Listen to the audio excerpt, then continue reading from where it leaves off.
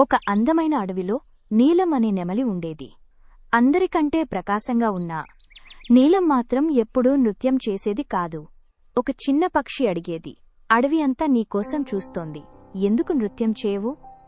నీలం కేవలం చిరునవ్వు నవ్వి నీటిని మాత్రమే చూస్తుండేది.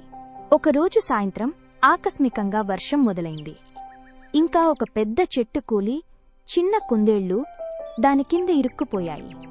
అప్పుడు పిచ్చుక కేక వేసింది, నీలం, నీ రెక్కలు వెలుగు ఇస్తాయి. ఒక క్షణం ఆగి నీలం తన రెక్కలను విప్పింది. వాన బిందువులు దానిపై పడుతూ నీలి ఆకుపచ్చ బంగారు రంగుల కాంతులను చిమ్మాయి.